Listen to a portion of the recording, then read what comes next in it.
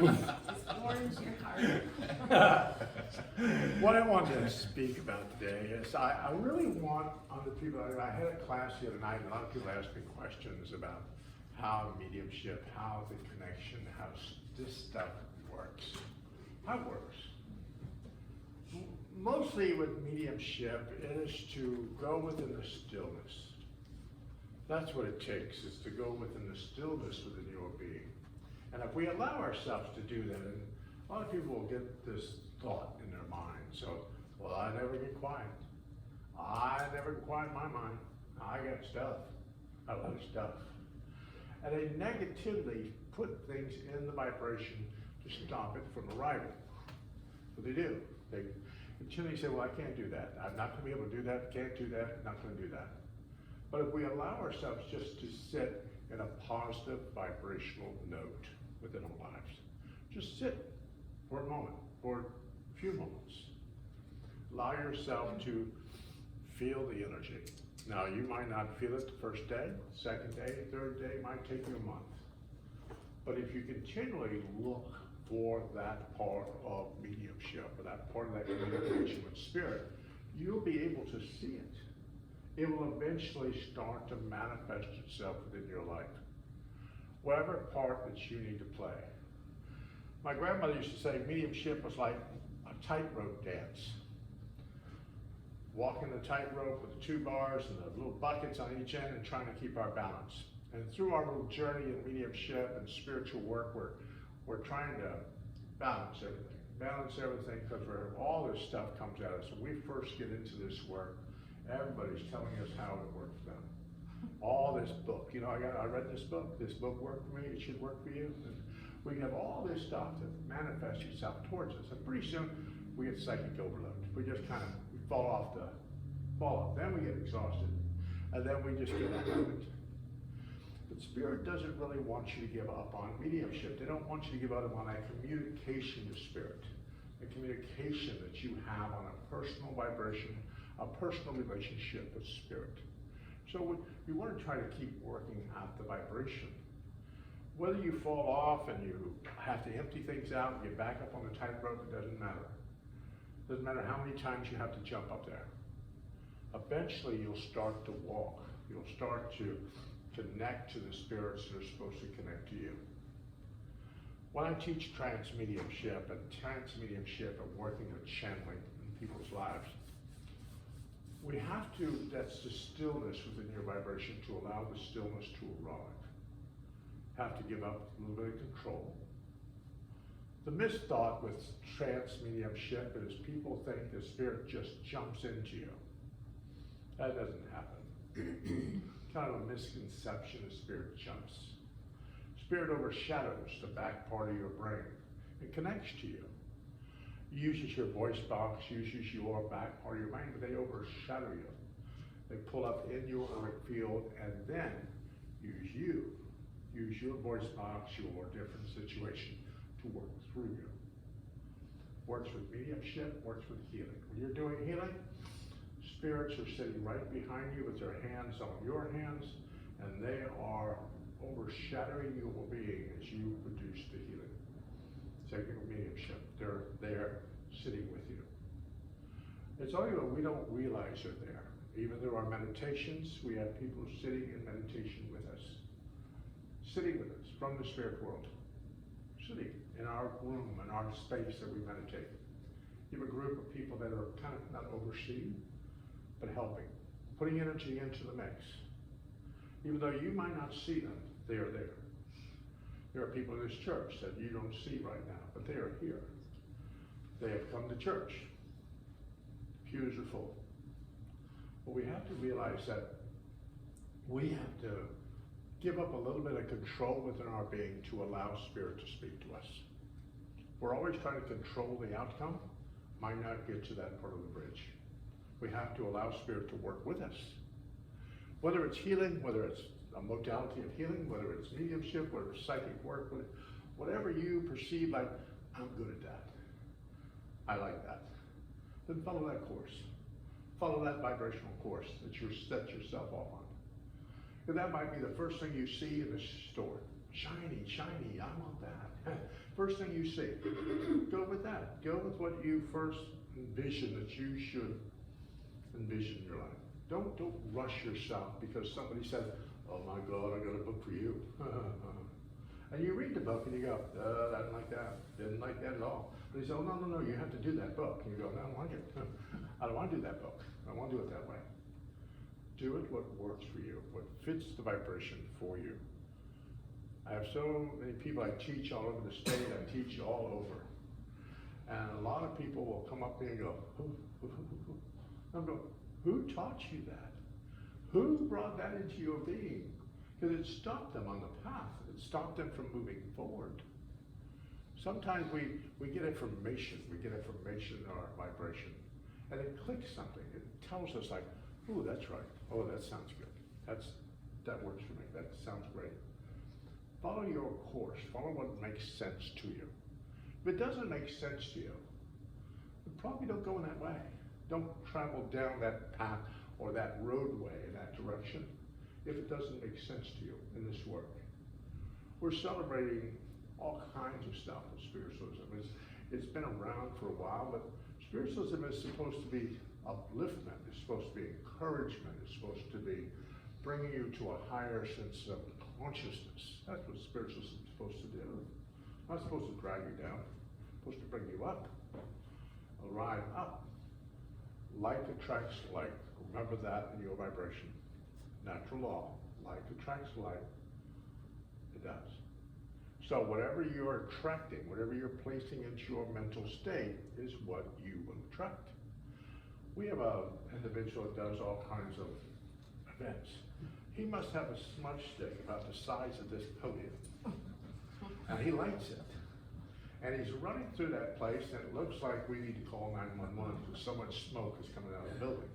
I said, why are you doing that? He said, oh, gotta get rid of the evil spirits. I said, were they already in there or did you bring them? What happened? Because if we envision that we're attracting something that's negative, then we have already arrived at that endeavor.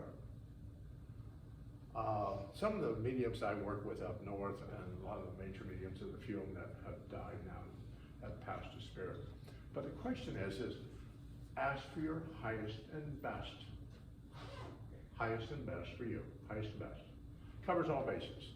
Put your smudge sticks away, put your sea salt away, your holy water, all that stuff, put away. Highest and best, nothing else. That's what you ask for. Your highest and best. Not for somebody else but you. Then you will only attract your highest and best. Your connection to the spirit world. Sure, there's people in the spirit world that probably are a little bit off kilter. But doesn't mean you have to go looking for them. Doesn't mean you have to go find them. Stay, of course, in your vibration. What are you looking for? And I always explain to people when you do meditation, you connect to the spirit world. Set some kind of purpose of what you're looking for. What are you looking for? What do you want to see in the spirit side of life? What do you want to connect to from the spirit? When you're in meditation or you're doing some kind of spiritual work, who do you want to talk to? You should make some kind of announcement into the spirit world. Because remember, when you guys talk, when you speak out loud, your voice is going to be carried into the spirit world to every spirit, every connection in the spirit world will hear your voice. Because your voice is different than anybody else's. It's different. Doesn't sound the same, doesn't have the same octave, it doesn't have any of that. It's different. So when you speak out loud, spirit will hear you. We get in trouble in our lives when we talk inward, like, who knows, let anybody know what I'm thinking. And we keep it all inside ourselves. Then it has to go through all your filters. It has to make that little journey through all your filters. Eventually, it gets to the spirit world, spirit goes, oh, you want this? And you go, I didn't want that. I didn't want that, but that's what they hear. Once it gets through all your filters, speak it out loud. To your guides, to your protectors, and if you don't know who your guides are, just thank them for being there. They'll eventually announce themselves, they'll eventually show us who they are, but if they're working with you, thank them every day. I have a gratitude thank you every day to my guides. I don't know every single guide that will follow me and I'll pick up during the day, but I know they're there for my highest and best. I know they're there to create some kind of existence for me to connect to spirit, to me to understand where spirit is. We're in the summertime now. We take all our trips, all our vacations, all our places. We see different places. So we get information. We get out of our daily routine. We go see something new. So spirit, when you get out of your daily routine, out of your rut, you get somewhere that you haven't been before. Spirit has a good way of working with you. So when you're out of your routine in your life, you should pay attention to what's going on. Synchronicity. Who's talking to you? Who walked up? I had a lady the other day. She goes, "I want a soulmate." I said, "You sure? Sure, you want a soulmate?" "Oh yeah. Want a soulmate." So I told her, I said, "Just watch. Spirit wants you to have a soulmate. They'll find out." She got behind a car, and the car had "In memory of David." She said, "Oh, David sounded like truck pastor, David." For about 2 weeks, all she saw was David. Then eventually she ended up somewhere, and this guy looked at her and said, "I'd love to go out to dinner with you, dear. By the way, my name's David." She said, "Shall I go out with him?" Did you ask for that? Did you put that emotion there? Because you asked to be shown. Then all of it's shown to you, then you get scared, like, "Oh my God, that's it?" Because spirit wants to get your attention. They want to help you with that. Whether you're looking for relationships, or you're looking for prosperity, whether you're looking for a career, whatever you're looking for, explain to them and say, "Hey, I'd like to have that. I'd like you to show it to me. If I need to make decisions or move into my life and go somewhere, you should show me." And that's what your guides are not there to make you do something. They're there to kind of pick you up and kind of give you a view. You don't have to take it, but they try their best to give you a good view, your highest and best of where you need to be. That's what they do. Your guides are there to do that for you. Not here to disrupt you, hold on to you, latch on to you. They're not there to do that. My guides, we have 10 to 15 guides that are going to be part of our lives, through our lives. They are. Plus our family members, our crazy ones, our not so family members, our family that we were born in and not of. So we have members that follow us through our lives, people, trying to help, trying to encourage us, but it's according to what we believe that we deserve. That's the question. When you do this work, it's what you believe that you personally deserve. If you believe you don't deserve it, I can't get there, I can't do that, I can't. The should's not have, I should have done this, I don't. Make sure that you connect to you. And that's just going into stillness, going into quiet. When you have healing here, we have music playing, it's just peaceful, it's quiet. You're going into the stillness of the moment. Doesn't have to last for hours.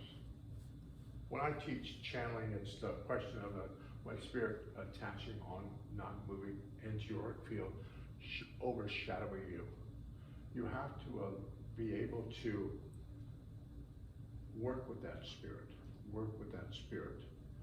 And transmediumship doesn't happen overnight. It takes years of movement, of reorganization, of working and understanding how spirit is going to work with you.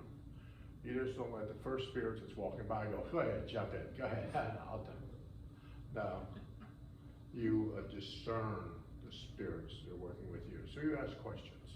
You give them an idea of what you're looking for. The message work or something should play itself out when people give you messages or do stuff for you. If a healer's up here doing healing and the vibration, and there's never any healing ever taking place up here, then maybe the healer needs to go back and get another healer, get another guide to help them. Because if you're giving healing, healing should be taking place somewhere. If you're doing the work, something should be playing itself out. It should. When you're doing your personal upliftment, your personal enlightenment within your life, something should be happening. There should be an upliftment, of an encouragement, of a balance within your life. When you're giving, when you're trying for your enlightenment, there should be an upliftment, not a pull down, but an upliftment in your life. So things should be moving to a higher sense of consciousness. And if not, have a moment with your guides. Talk to them. Say, hey, this isn't exactly what I'm working at. I need you to help me. If your guides think that you like it, and you keep following that same path and you like it, your guides will step back and allow you to go. Allow you to go.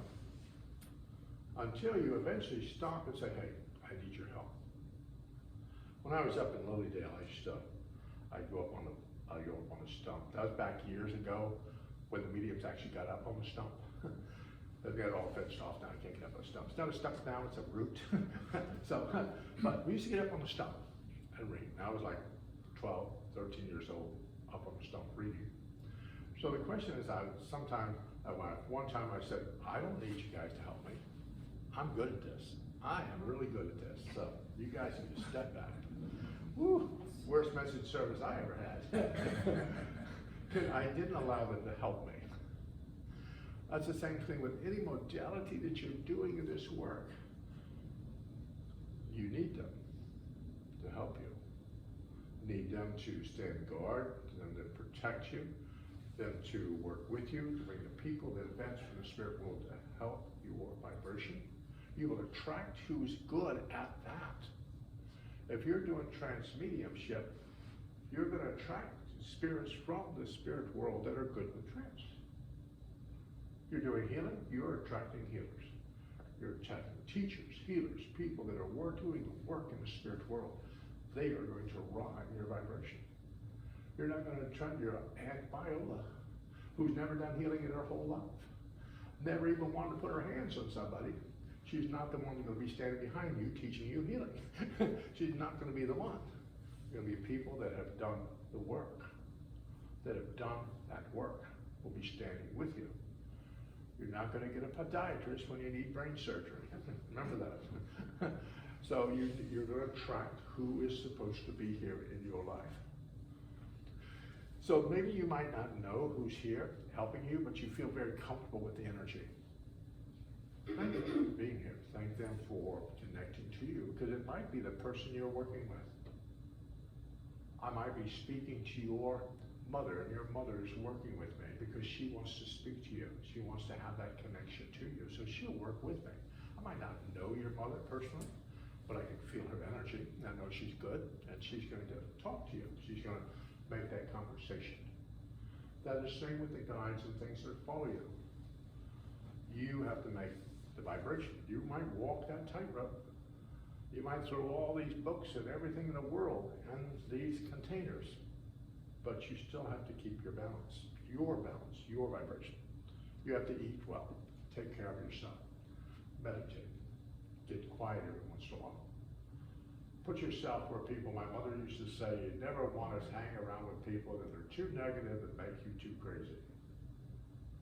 If you're somewhere where it's very negative and very walk away from it.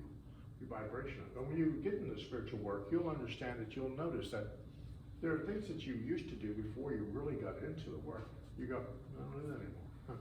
It doesn't have a calling for me anymore. I just don't do that anymore. You might change eating certain foods, different things in your life. Situations change because your body is moving to a different level. So you might not do the things you used to do once you get into this work. If you want to do the things you used to do, probably spiritual work is probably not it for you, because you're definitely going to change your being, your vibration in this work. I used to do stuff in my life. I don't do any of that anymore. I don't read certain books and stuff that's too negative and too stuff. I don't read them.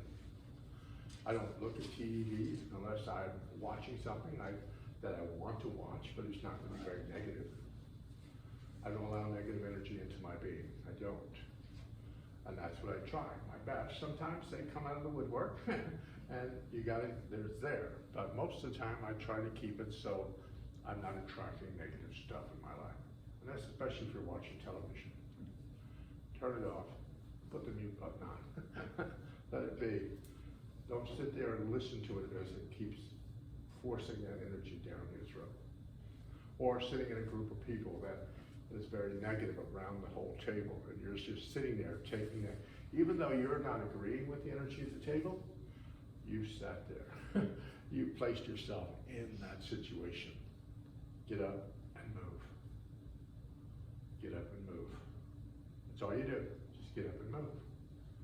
Save yourself.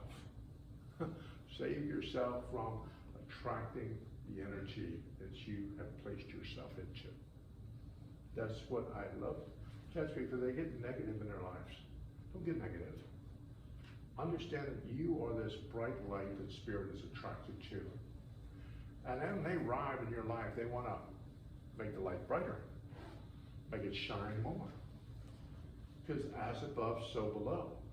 What you're doing here on your journey affects the spirit world. So they want you to do good because it affects them. It affects where they're going. It affects situations over there.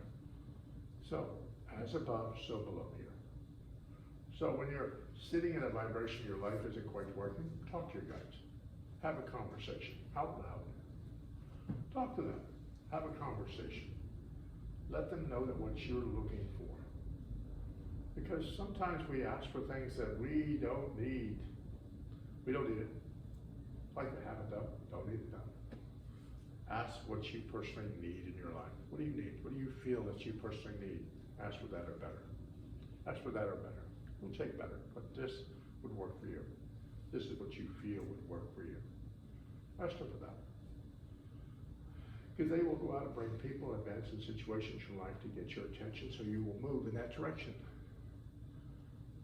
I've been in spiritual work my whole life, ever since I was born into it. I was born into this. And I've always been into work. I've always been doing something in this work. Always through this whole vibrational thing. But I've learned that through my life I have moved. My experience in my life is I have moved out of certain situations. I thought, oh, that's it. I'm going to try that. Then I get in there and I felt like, ooh, this is not good. This is not good. Then I back out. Because when you place yourself in something, you're either going to feel very good with it, very comfortable with it, or you'll go, don't like this. Listen to your first thought, first impression. When I first got out, when I first met Diane Davis, she looked at me and she goes, first thought, first impression. Her finger come out, first thought, first impression. And she said, abide by your first thought, first impression. If your first thought is, ooh, that's not good. That was your first thought. Live with that, understand that, because that was your guide telling, oh God, oh God, he's gonna wreck. We gotta stop him. So they stop you. They try to. They can't make you stop. They'll put up all these barriers, and then eventually when you keep running, they'll just stand back and go, all right, it's gonna be awful. Everybody stand by. Everybody stand by.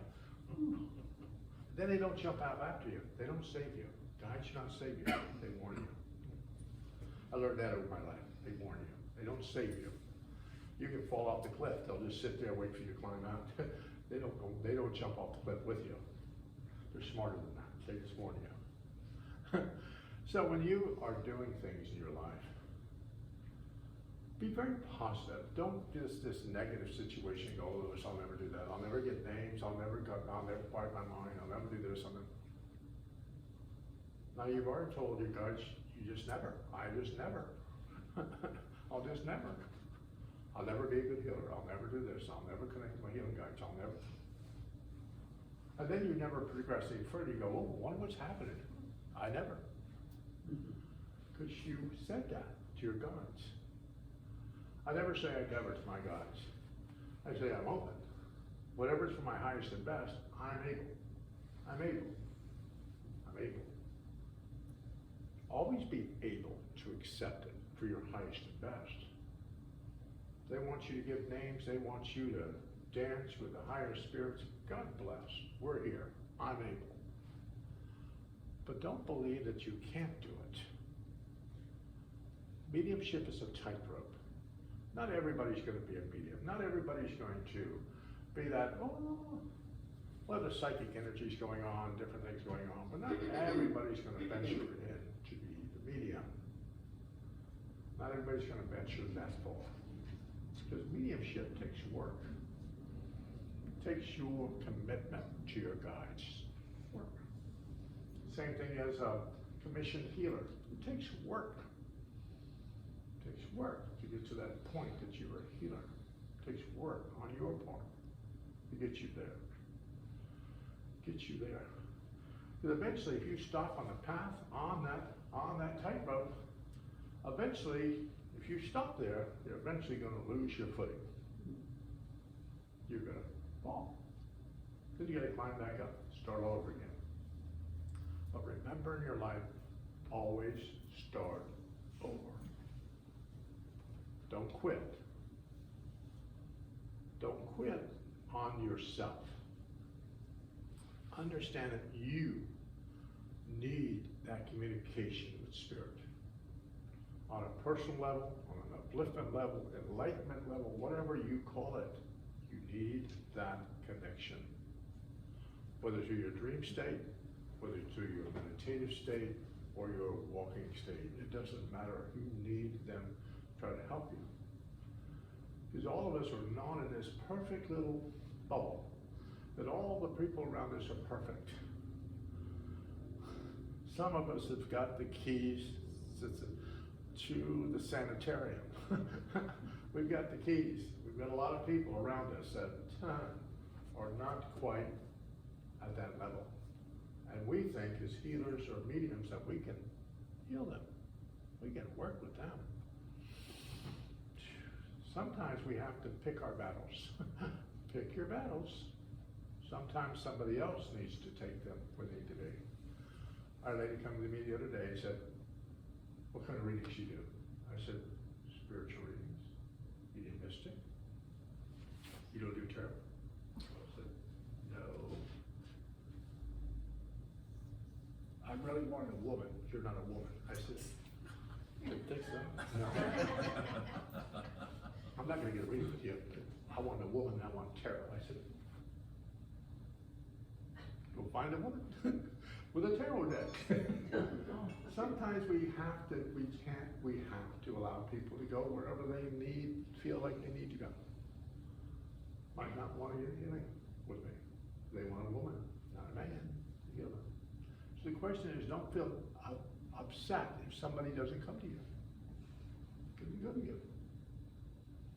It just means that they aren't part of that energy field that you are propelling around you. That's all. They might be too much for your energy field. So say a little blessing when they move along. Thank you. Say a little blessing as they move along. People ask about the Buddha Maitreya silver cross. That is to balance energy around me. It's to bring you positive energy, beautiful energy. But if you start backing away from that solar cross and start backing away from me and run into the next room, I know that you're not accepting the energy that I'm actually putting out. So if people move away from you, doesn't mean you're giving out negative energy. It's just like, I'm just a little bit too much for you. I'm just a little bit too much for you. Okay. So, and remember, listen to yourself. Balance your vibration. Allow yourself to get in contact with Spirit. Throw your sage stuff away, your holy water. Highest and best, nothing else. That's it. That's it. Highest and best, nothing else. That's all. Save a lot of money on sage. Don't buy great big sage stick the size of this thing. Oh. All you're doing is telling your guys that you think they're already there. This evil energy is already in the space. Already there. So if you believe it's already there, then you've already attracted it. I walk in a place that's already positive because I've already asked for highest and best and nothing else. Positive in my space. That's what I believe. So I hope you got something out of this. Remember, she said, 6 over here, spirit boxes. I have these spirit boxes. They're not electronic. They're your own personal spirit box that you will get in the workshop. I'm talking about slates and spirit boxes. You'll be able to take the spirit box home with you and work with it. Work with it. but it's a spirit box that is created. It's not electronic, it's just a spirit box that spirit will take a pencil inside of it and write on cards and write messages to you.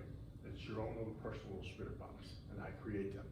So that's what we're going to get on the next thing. So if you sign up for that, you get a spirit box, take home with you, and I'll have plenty of them for people to pick from. So, thank you. Thank you. So see, you got all month to plan to be here August 6th for your spirit box. I think we'll be great with that. Could I ask my two ladies that have been